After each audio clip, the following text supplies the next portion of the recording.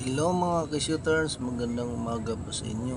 Dito pala tayo ngayon sa trabaho natin. Hindi muna tayo makapunta sa shooting range ngayon dahil may kumilik gun ban. Kahit may permit to carry sa LTAP tayo, kailangan pa rin natin sumunod sa rules of gun ban. Ito po, matagal na tayong hindi nakapunta sa shooting range. Titingnan muna natin yung laruan natin. Ito pala yung Sarcel Max Kito 45. Yung one pala nito, nilagay ko to sa taguan ko, binabad ko ng langis, at ngayon bubuksan natin, sisilipin natin yung laman loob, baka may kalawang, at lilinisan natin. Pagkatapos pala ng gun ban, kumilig gun ban, maglalaro tayo ulit. Makikita nyo na naman ako si Boy Shooter sa shooting range sa Macmac shooting range. Ang location pala noon sa may Plaridel, Bulacan.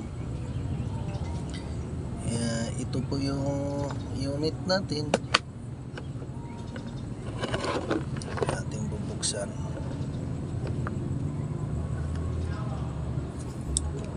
Ayan po, ito po yung unit natin. Ayan.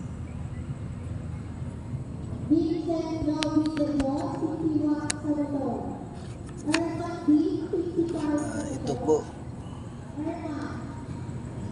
yung unit natin, ating bubuksan. Yung may mga Sarcel Max Kito 45 dyan, alam nyo na kung paano buksan yung mga unit na to. The best yung laruan ko na to, yung Sarcel Max Kito 45 made in Turkey.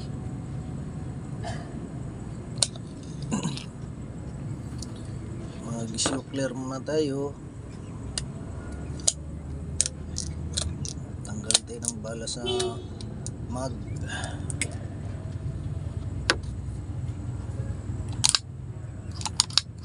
Clear. Kita nyo, puno pa ng langis. Ayan, puro langis. Binabad ko siya sa langis para hindi siya kakalawangin. Ang pagtanggal pala nitong Sarcel Max Kito 45 sa lock niya, hindi siya gaya ng 1911. Ang 1911, kailangan yung dito sa gilid, yung pinaka-guide niya, ang dulas. Pag hinila mo yung slide, makuhaan mo magitna yung sa lock niya, yun matatanggal na yung slide. Pero itong Sarcel Max Kito 45, hindi po, may manual siyang maliit. Yan, pinaka-guide niya yung butas na yan. Ito, kailangan magtapat yan, saka muhugutin yung lock. Yan lang. Tapos tatanggalin natin.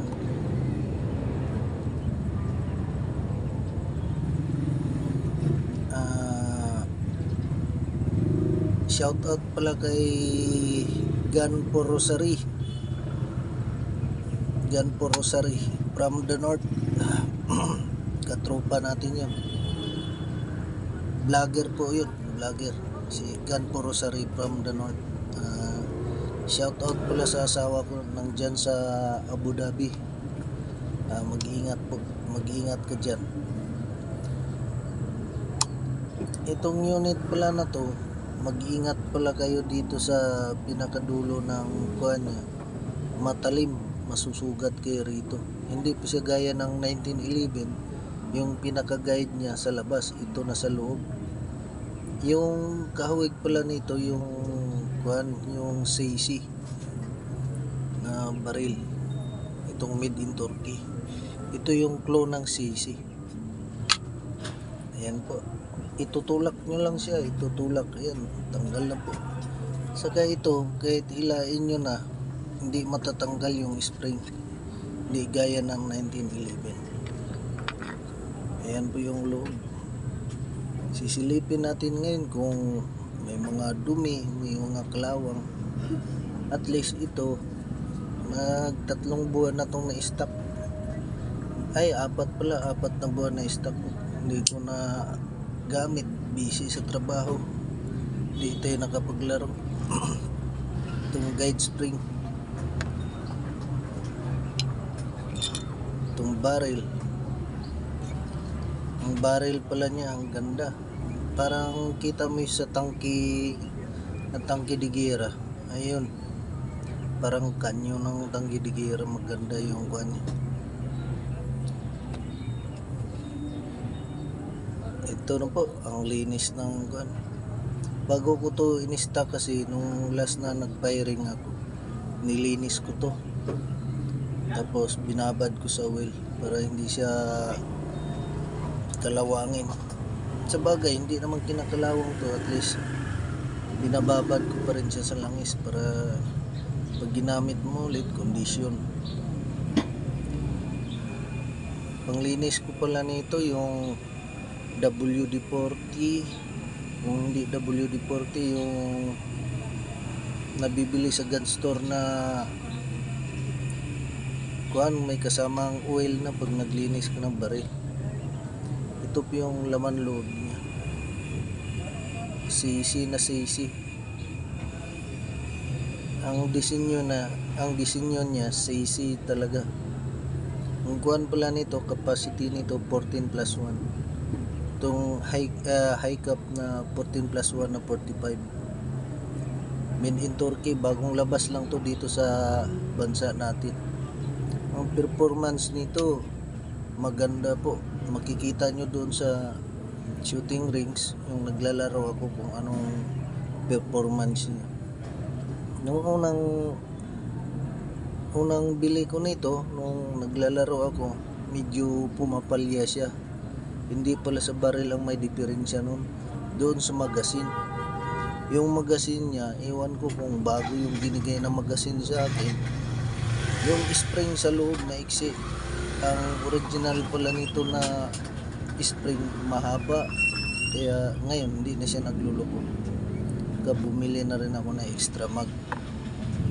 Ito po, check na natin. Yan, malinis po. Yung mga kaibigan pala natin dyan, yung mga followers natin, maraming salamat sa inyo. Maraming salamat at walang usawang pagsusuporta sa akin. Sa sunod na kuan, pag natapos yung gunban, magkita-kita ulit tayo sa shooting rings. Ganyan lang siya kadali ibalik. Simple lang. Yan, ganyan lang siya kadali. Ang bilis lang po maibalik. Tapos pasok niyo yung kuan, guide, slide. Ayun na po. Ganun lang siya kadali linisan. Hindi gaya ng 1911. Maraming kuan. Tapos pagbabalik ng lock, yung lock na yan, yung butas na dalawa na yan, kailangan magganyan, magtugma. Saka may ipapasok tong guide.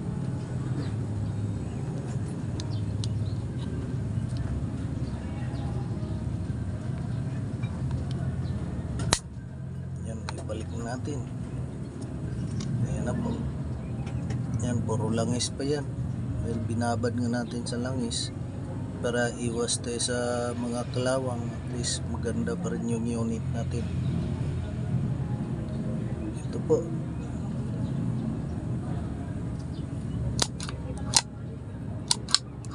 Suwabing kasi. Ito double compact pala to. Kahit hindi mo siya ikasa, diba nakakasa ng ganyan, kahit nakakasa yan, yan, putok. Kahit di mo kinasa yan, puputok po yan. Kita nyo, puputok po yan. Yan yung sinasabing double compact. Kauna-unahan pa lang dito sa Pilipinas, bagong labas pa lang dito sa Pilipinas itong Sarcel Max K245. Maraming salamat po. Pag may pera tayo, bibili tayo ng 9mm na Sarcel Max. Sarcel Max, yung 9mm. Bibili tayo nun dahil ito, nagagandahan ako sa unit. Maganda yung performance. Maraming salamat po sa panonood. Pag-share na lang po. Sa pag natapos ang gunban, magkikita-kita tayo sa shooting range. Maraming salamat po.